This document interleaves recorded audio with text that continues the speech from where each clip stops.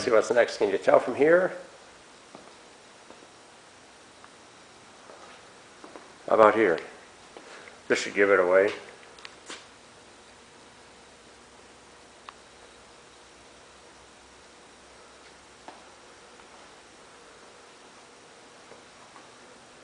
Pontiac people recognize that as the GTO hood.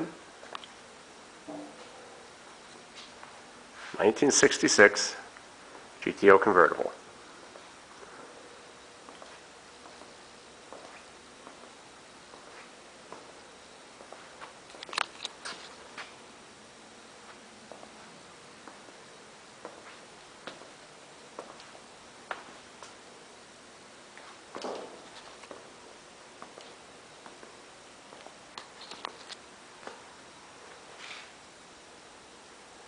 Pretty solid car. All the floors in are good in this car.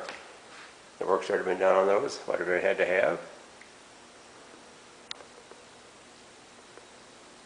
Truck area all looks real nice.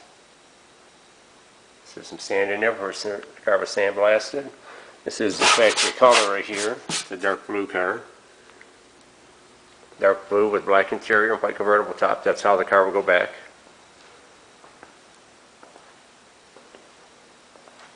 So we'll make some more videos on this as we start on it, proceed on it. I'll start showing you everything it needs. So we've got some extra doors here and extra fenders and things that we can use.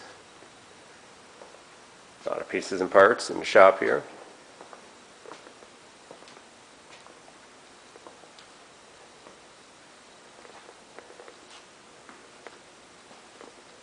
So we'll bring you back on this one as we make some progress on it.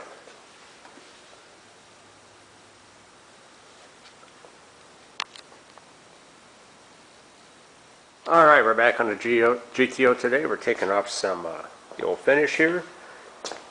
Bondo right here. There was a dent there.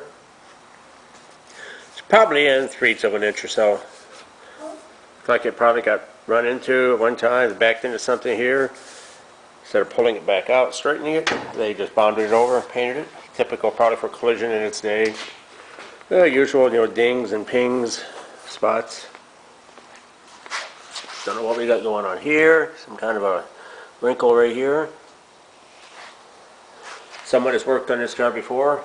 The big body grinder. You can see all these lines in up here. Body grinder lines. They're everywhere. Have to work those down some. And then down here it's had a lower quarter panel put in it and not put in very well. A lot of workage. Must got a lot of heat in it. We've got some oil canning right here.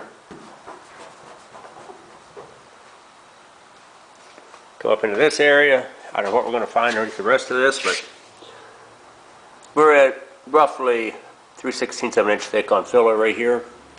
My tester showed me up in this area here's the worst, and it fades off on these ends here to nothing, only down to about here. So I don't know if it had a dent right here. I'm kind of seeing a line right here. That's what it feels like. Must have had a dent, and they just bonded over it. So we're going to take that out and see what we've got. I'll bring you back when we make more progress. I'll show you what I use here to strip off this heavy lacquer, sticky paint, and body filler and so forth without causing too much damage to the steel. We've got some of these stickets. These are 40 grit.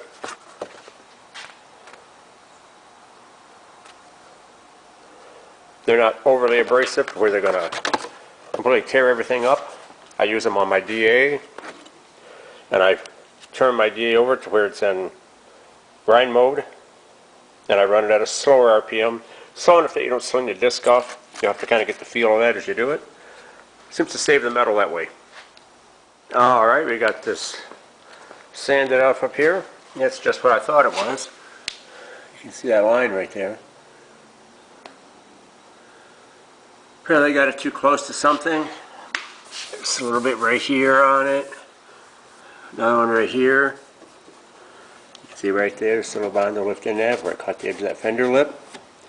So they must have hit something right here in this area.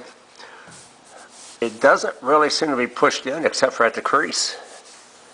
I have to get a straight edge up on here and look at the contour compared to the other side with my contour gauge, but There's a lot of Bondo in there.